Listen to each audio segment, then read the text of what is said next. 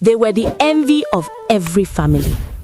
Mazi Oyido's daughters, the most beautiful, the most respectful, well-educated, and married before their peers. But just when life seemed perfect, tragedy struck. One by one, they returned home, weeping, carrying babies and shame, chased away by the very men who once loved them. No explanation, no warning. What happened? What did their father do in secret that the children are now paying for? Or was it something dark and hidden the husband saw that made them flee? Buckle up. You are about to hear a captivating, suspense-filled story that will leave you speechless. Once upon a time, in a faraway village called Otuko, there lived a humble farmer by the name Onyido. Onyido was married to a beautiful, humble woman who raised 4 beautiful girls for him. There was no son, and in Igbo land, where sons are valued because they continue the lineage, Onyido had none, but he had the most beautiful girls. The time of ignorance has passed, he would say, and as for me, a child is a child, whether a boy or a girl. All I pray for is that God will give me strength to train them to become great women in the future. The family was happy. Onyido cared for his wife and their daughters. He pampered them and raised them to become obedient, respectful, and smart girls. The 4 girls attended university. Their father, though not wealthy, saw to that. My wife, he would say to her at night before retiring to bed, if the worst comes to the worst. What worst, my kind husband, Ngozi, his wife, would say smiling. If it becomes hard to raise money for our daughter's school, I do not mind selling all my lands, but my girls will go to school. Your girls are lucky, Dim, the wife would say smiling. That is why I refused all the eligible bachelors. My eyes were on you and you alone, she blurted in one of their conversations. I am glad I met you, my wife. Onyido did not live alone in the self-contained bungalow he built in the village. He lived together with his mother, an elderly woman in her 70s. The girls respected and showered her with love. Grandma lacked nothing. Before she would lift her voice, one of the daughters had already come running. They lived peacefully and shared all they had together. Years passed and the girls started marrying. Uche, her first daughter, was the first. The men of the town could hardly wait for her to graduate before suitors began to troop into their compound. Not 1, not 2. But Uche ended up marrying Ekeni. Uche was a beautiful, intelligent girl, soft-spoken and humble. She was full of excitement as her fiancé and the family agreed together. I am glad to have you, Ekeni, she said, smiling. I should be the one thanking God for giving me a wife like you. My beauty with brains. What else am I asking God for in a wife? Uche was an engineer. It wasn't hard for her to secure a good job. Money was not an issue. After their wedding, they relocated to town with their husband. Their marriage did not take long before it was blessed with a child, a baby boy. The mother had chorused on the phone when receiving the news. The family, the 3 sisters, the father, the grandma, everyone rejoiced. It was as if life was moving smoothly, with full force, as though the father's prayers had been heard by God. You see, my wife, he would brag. Look at my jewels, look at them. That's why I say male or female, children are all the same. In this world that we did not bring anything into, who are we to condemn the ones heaven has brought? Chim, Imela.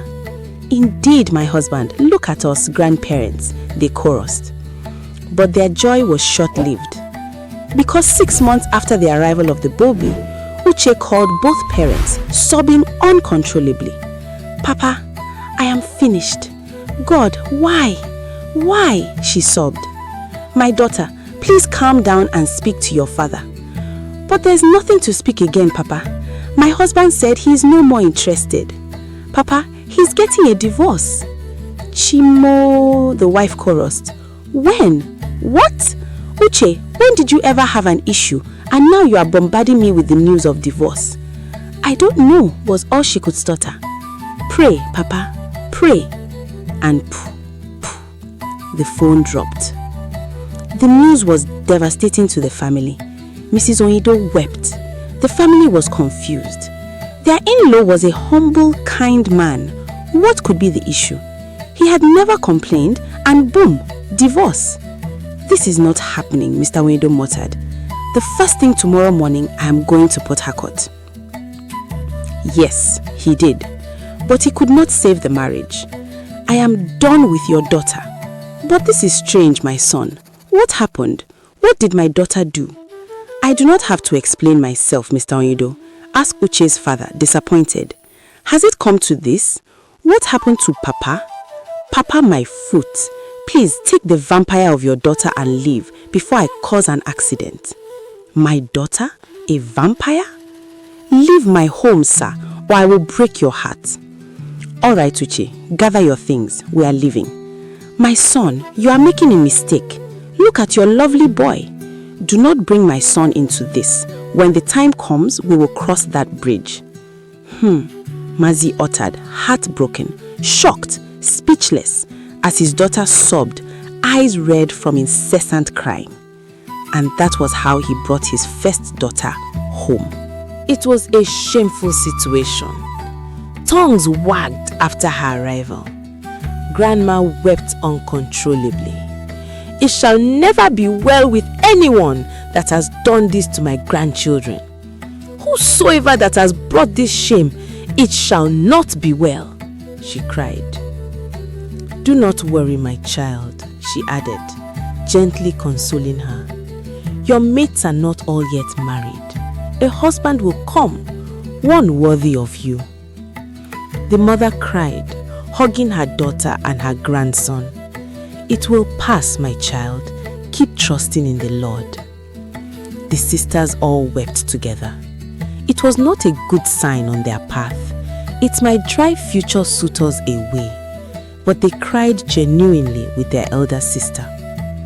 However, it wasn't long before the second and third daughters married, months apart. It was like God brought a double blessing. The family's joy was restored. Celebration filled the air as ceremony after ceremony arose in the family. Prominent, well-to-do suitors came into the household and wiped away their shame. Nkiru and Adeze both were married and wedded. They left home to start their own lives. But once again, tragedy struck. Both ladies came back with their luggages, sobbing. Their husbands had driven them away. The reason was not known. All they could say was, "The marriage is over. It was a mistake being married." It sounded absurd, strange, nerve-rattling. "Jehovah, save me," was all their mother could utter. "Who is behind this?" she asked. "Who has refused that we will have peace? Who has vowed to bring shame?" She cried and refused to be comforted. The husband sat speechless. He knew something was wrong. None of their husbands had come to say anything tangible enough to break a home. Not only that, they refused any third party to come in and settle whatever might be the issue. "I want my peace," was all they could say. "I am better off a bachelor," James snarled at him on one occasion. "I have removed myself the same way I came in." All his pleading entered deaf ears. Years passed, and the girls suffered humiliation. Tongues wagged again. Who knows what those men have seen? You think you raised the purest virgin. You see, it don't happen. It has happened. How can you trust your girls? Mama Ibere, their mother's best friend, once asked, "If I were you, I would take my daughters into the room and question them properly. But you believe that your girls are from heaven. Let me tell you, a vow taken by a mother for her children will definitely kill her. You never..." "All right, my friend," Mrs. Onyido answered, getting upset. "It is time you start going." "Well, I am leaving. What do I have to lose?" She chuckled mockingly. That was their fate. Villagers mocked. Family members called the girls disgrace. Parents hid their faces in shame. Years passed and Ozioma grew. She was ripe for marriage. Men flocked the compound as usual. She was a nurse. Everyone wanted her. But Ozioma refused. No, Mama, no. Not until we find a solution. I am sure the same thing will happen. How could you encourage me to marry when my 3 sisters returned shamefully to the village within 3 months to a year of their marriage? No, Mama, no. Though the last daughter, Ozioma was a resilient, strong woman. Unlike her other sisters, she was bold and outspoken. But that was not all. Ozioma was also a dedicated child of God, a Christian who knew her worth, a prayer warrior. When she sat and saw what happened to her sisters, unknowing to both parents, she sought counsel from her Pentecostal pastor. All my sisters, godly women, they came back shamefully from their husbands' houses with children or pregnancy. I've heard, my child, said the pastor. What do you think? I am here for a solution. Now I'm sure something is terribly wrong. There is nothing that prayers cannot fix. Yes, Papa. Go into prayers, my child. Warfare. Let's intercede and see what God can do. Yes, Papa. God bless you. And you too. And that was how Ozioma started praying for her sisters and for herself. Every night, as soon as it struck 12 midnight, she would arise while others were sleeping and begin to pray.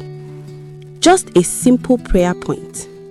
Any negative hand that has caused my family shame, any power involved in this case, die by fire, die by fire, die by fire. She prayed alone in her room. No one knew. She prayed and prayed. A month into her prayers, fasting and intercession, strange things began to happen. One day the family woke up and gathered for breakfast, but Grandma was missing. Very unusual. She had never missed breakfast. Uzi, go my daughter and call your grandma. Maybe she overslept. Yes, Papa, answered Uzi and hurried into her room. What she saw sent a shiver down her spine. She tried to call her. No response. Then she drew closer to wake her. Still, no response. She was gripped with fear. She ran off to call her father. Papa, Papa, come. Ne, she's not waking up, she exclaimed tearfully. What? The whole family hurried off and was met with her body. Grandma had passed on in her sleep. The family wept. Everyone had loved her. She had been a pillar to the girls who returned from their husbands' homes. In fact, she had healed their wounds with her words. But now she was gone, lifeless on her bed. Before evening, a ceremony was performed and she was laid to rest. After her burial, a few weeks later, the son, my Oido, decided to empty her room and remove her things. That was when the unthinkable happened. In a calabash were the images of her daughters and their husband, like a sculpture crafted. Each couple was turned backwards to each other, tied by a red cloth. It was a charm made by her grandmother, where she had cursed the girls and kept it under her bed. When the mattress was lifted, the calabash was revealed. On opening, they saw the charm. Chimo! The family chorused in shock. Abomination! Everyone cried. It was the same grandma who had consoled her daughters-in-law. She was their problem. She was the witch in the house. She hated her daughter-in-law and never wanted her joy. She ruined her granddaughter's marriages. The prayer made by her youngest granddaughter exposed her evil deed. She paid severely with her life. The family could not believe it when the pastor narrated what had happened. She visited me privately and demanded that I leave her family alone. Really? They asked. Yes. After your daughter came to me and we agreed to pray, the first night she walked in angrily, warning me to remove my hands. Chimo! The family chorused again. They cried and sobbed. The girls were afraid. But something great happened. A month later, one by one, their estranged husbands began to return and plead. "We do not know what happened. Forgive us," they pleaded. "Please forgive." Their marriages were restored happily and they prospered. Finally, Ozioma agreed to marry. She married her heartthrob. The family celebrated in grand style. The in-laws gathered around her. She was celebrated. She became the hero who stood in the gap for the family. She warred and victory was given. They blessed her marriage. And that was how the family's peace and joy was restored. Things happen in life. That is why, as parents, do not cease to pray for your children. The life we live is more spiritual than physical. Discern every spirit. Do not live a carnal life.